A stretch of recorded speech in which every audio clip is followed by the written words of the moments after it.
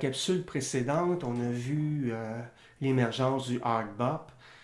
Il y a un autre musicien qui est difficile à classifier parce qu'il a participé au hard bop, mais il a aussi fait la synthèse de plusieurs styles avant lui et il a annoncé plusieurs styles après lui.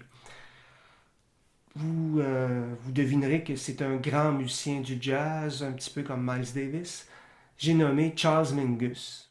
Tous ces musiciens talentueux des années 60, dans certains cas, c'est difficile de trancher et puis de les enfermer dans une petite fenêtre. Pourquoi? Parce que c'est une période charnière, les choses vont vite, les idées jaillissent de partout.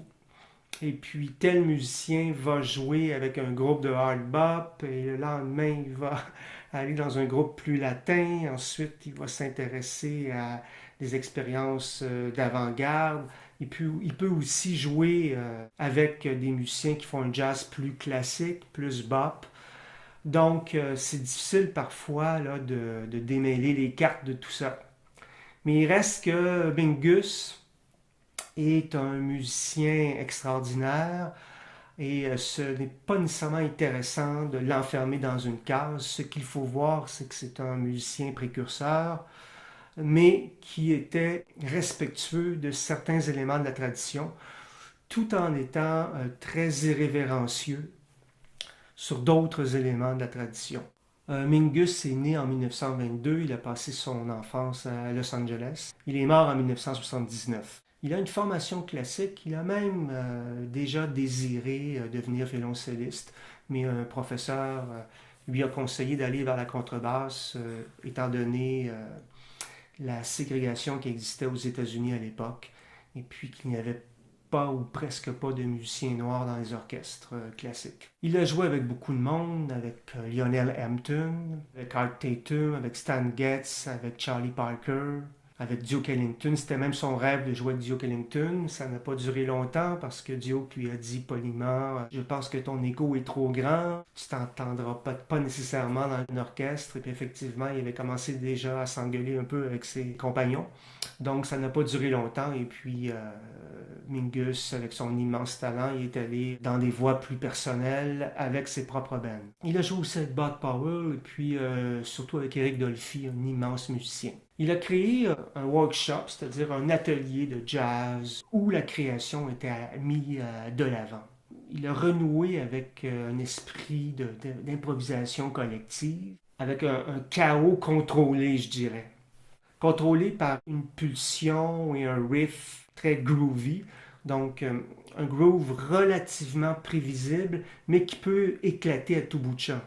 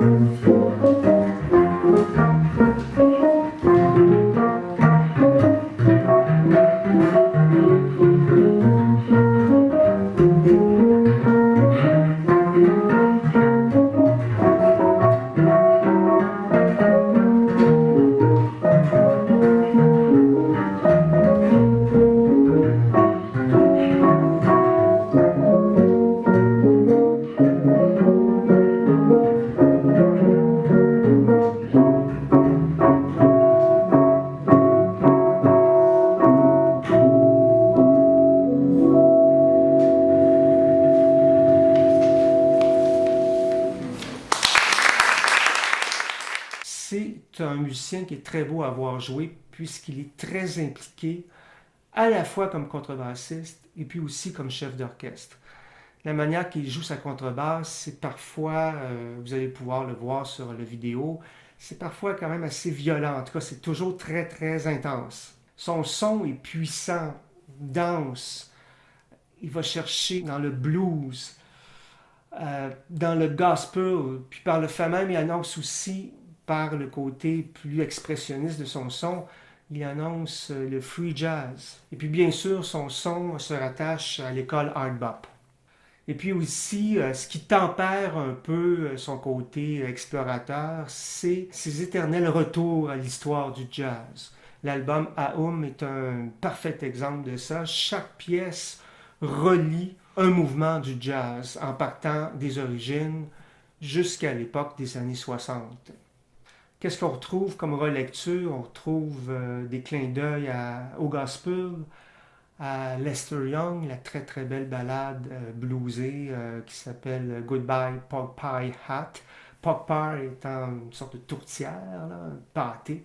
Alors c'est le chapeau de Lester Young qui est en forme de pâté. On retrouve aussi un hommage à Duke Ellington, à Jelly Roll Morton et aussi à Charlie Parker. Pourtant, cet album-là est à la fine pointe de ce qui se faisait à la fin des années 50. Alors, il y a plusieurs pièces et albums que je peux vous conseiller de Charles Mingus. C'est toujours fascinant d'écouter sa musique. C'est inventif, brillant, très sensuel, mais une sensualité intense. C'est le moins qu'on puisse dire.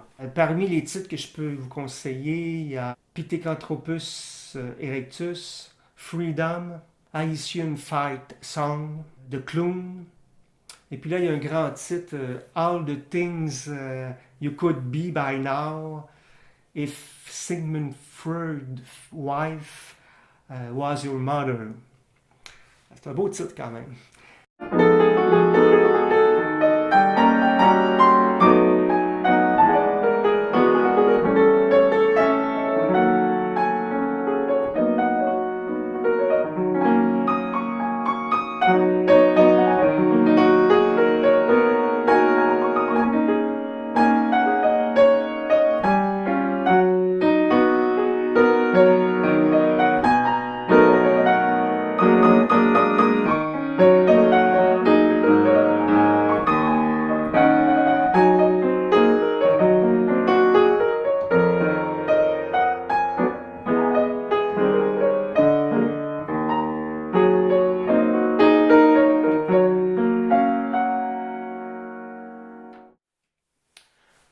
Je le disais tantôt, c'est difficile de classifier Mingus, mais c'est quand même important de dire dans quel contexte Mingus se situe. On est un peu avant le free jazz. On est dans une sorte de jazz d'avant-garde, mais qui ne porte pas encore le nom de l'avant-garde. On est encore dans le hard bop à la fin, plus ou moins dans la deuxième partie de la période du hard bop. Mais déjà, on veut s'éloigner, on veut aller plus loin que le hard bop. Et ce qui arrive pendant cette décennie, c'est que les musiciens ressentent le besoin d'être de plus en plus libres, de plus en plus fluides, notamment dans l'accompagnement rythmique. L'interaction entre les solistes est de plus en plus importante, c'est-à-dire que ce n'est pas une succession de solistes, un à la suite de l'autre. Parfois, les solistes se répondent à l'intérieur même d'un solo de l'un ou de l'autre. Les thèmes dans cette période-là sont de moins en moins reconnaissables. Les pièces s'allongent aussi. Les possibilités du micro-sillon permettaient ça un peu avant aussi, mais il reste que là, le micro-sillon est bien installé. Les plages peuvent être plus longues. On se permet des développements plus ambitieux. Donc, les grilles d'accords sont transformées. Les formes sont plus vastes, plus grandes. Et puis aussi, on se permet, et ça Mingus ne se gêne pas, on se permet des ruptures d'atmosphère. Chez Mingus, c'est constant. Parfois, il arrive à installer un très très beau mood blues, puis paf, il s'en va dans une autre direction, il va dans quelque chose de nettement plus flamboyant. Et vice-versa. Et puis dans une même pièce, certaines pièces durent 10, 12, 15 minutes, il peut y avoir 3, 4 moods facilement. Mais il va retourner parfois sur une section, comme pour approfondir quelque chose. Chez Mingus, on pourrait dire un peu la même chose de Coltrane qu'on va aborder plus tard. Il y a un côté incantatoire. Chez Mingus, ça prend une forme plus directe, puisqu'il s'agit d'une incantation très énergique, un peu comme les messes de certaines communautés noires, qui sont vraiment, entre guillemets, soignantes. Le jeu de Mingus avec ses musiciens, c'est parfois quasiment free, mais en respectant davantage les structures, puis en faisant des clins d'œil au passé, en respectant les traditions. Respecter, c'est peut-être pas le bon mot, mais en réinjectant les bons éléments de la tradition pour pouvoir les transformer, les sculpter à sa manière.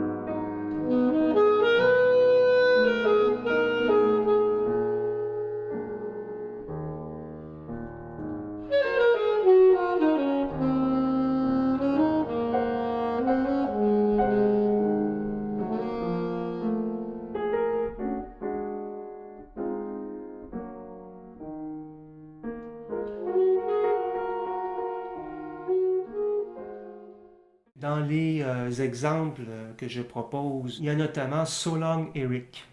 Ça a été joué en 1964 avec l'incomparable Eric Dolphy. Vous allez pouvoir entendre notamment des arrangements de cuivre qui sont plus modernes. Pendant les solos du sax, il y a parfois des changements de tempo. Je vous parlais tantôt des ruptures d'atmosphère. Ça se traduit notamment par des changements brutaux de tempo, mais aussi de métrique. On peut passer d'un 3-4 à un 4-4, 1, 2, 3, 1, 2, 3, 1, 2, 3, 4, 1, 2, 3, 4, 1, 2, 3, 4.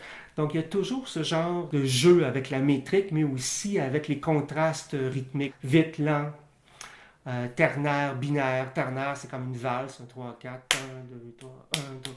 Binaire, dansant. Et puis d'autres fois, c'est un binaire plus jazz, avec un petit côté ternaire dans le binaire. C'est-à-dire, on fait 1, 2, 3, 4, 1 et 2 et 3 et 4 et 1. Donc, dans cet exemple, il y a une alternance entre le mid-swing et le up-tempo. Le thème est en fa dièse blues.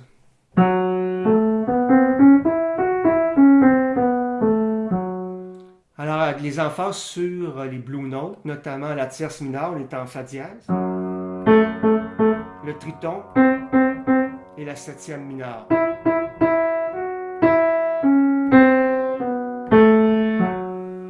L'autre pièce que je vous propose, c'est Sue's Change, jouée en 1975.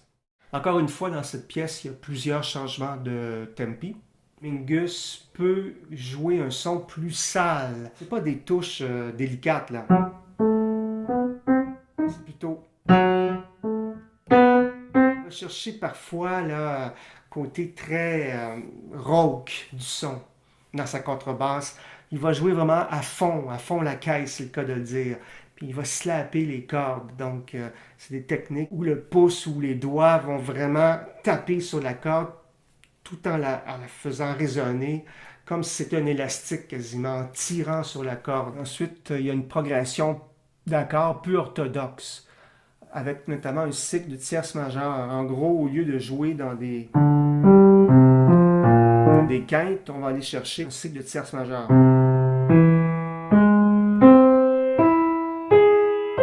Ce qui va favoriser des accords augmentés, qui sonnent un peu étranges, là.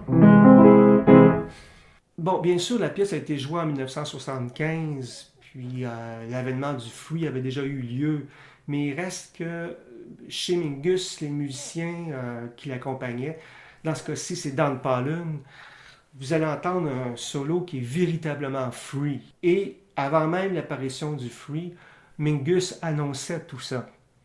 Même s'il n'était pas nécessairement d'accord avec le développement du free. Pour lui, c'était important de garder certains repères. Ce qui est vraiment amusant, c'est que le solo est free, le solo du pianiste, mais la contrebasse, elle, continue à faire un motif véritablement hard bop. C'est ce qui crée un petit peu l'équilibre entre quelque chose d'un peu prévisible et quelque chose de nettement imprévisible. Malgré tout, il y a une recherche d'une énergie brute, ce que les joueurs de free vont aller chercher, vont emprunter. L'autre pièce que je vous propose, c'est Take the Heat Train. C'est une composition de Billy Strayhorn, l'assistant de Duke Ellington. C'est typique des relectures de Mingus, surtout à partir du deuxième solo de Jackie Byard. Par exemple, à 2 minutes 42, Jackie Byard joue du stride, la pompe, là. Mais vous allez voir qu'il y va d'une manière démoniaque. Il va déjouer le style stride pour en faire quelque chose de complètement différent. Il va jouer aussi en accord. Vers 4 minutes 32, il y a un magnifique solo d'Éric Dolphy qui est vraiment exploratoire. Il y a une exploitation du registre, il y a des intervalles non conjoints, on ne joue pas de façon diatonique, là. C'est vraiment... etc.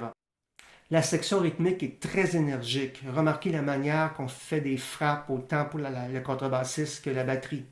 Parfois aussi, il y a des ponctuations des autres cuivres, très percussives. Un son qui rappelle les cris attendus dans certaines pièces blues. On n'est jamais loin de la tradition, mais c'est une tradition qui est exacerbée.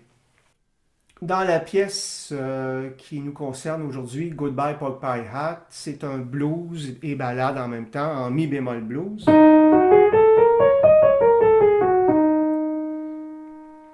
Vous remarquerez la progression harmonique peu usuelle avec des tritons, notamment un triton, c'est assez dissonant, là. Donc c'est un écart de quarte augmentée ou de quinte diminuée. Il va y avoir notamment dès le début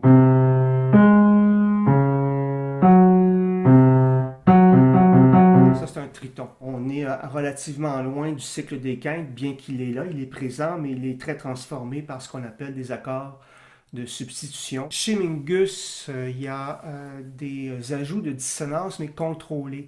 Vous allez voir que la tonalité est élargie. Dans la partie A, il y a des accords qui sont toujours tendus. Vous remarquerez qu'il y a beaucoup d'accords en rouge dans le diagramme qui suit. Donc, des accords tendus qui ne sont pas résolus. Généralement, après un accord tendu en rouge, on va aller vers du bleu, parfois vers du jaune, donc vers des accords bleus reposants ou parfois ambigus. Mais là, il y a une succession d'accords en rouge, comme si on n'arrivait jamais à résoudre le discours. C'est un petit peu comme dans la musique post-romantique, dans la musique classique, en tout cas pour cet élément-là, cet élément harmonique. Il y a un motif rythmique dans la mélodie, donc croche noir et puis deux doubles croches. Donc, ta da ta, di di da di, da di, di. Un peu comme en poésie ancienne, où il y avait des types de rythmes qui étaient des motifs rythmiques. Tout, tout, ta, ta, ta, ta, ta, ta, ta, ta, ta. Alors, c'est répété quand même assez souvent dans la pièce.